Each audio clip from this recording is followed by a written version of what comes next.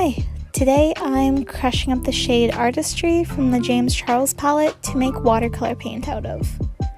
This series has brought a lot of attention to my TikTok page really fast.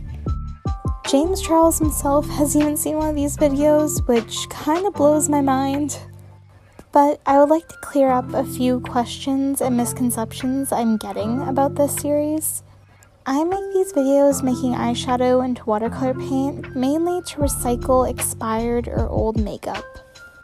I really hate seeing someone throw in an eyeshadow palette that has so much pigment left in it. So when my friend's James Charles palette expired and she wanted to get a new one, she offered me this one so I could reuse all the eyeshadow in it. So that way the pigment wouldn't go to waste. I don't make paint out of new eyeshadows just because I find it wasteful. But anyways, thank you guys so much for supporting this series.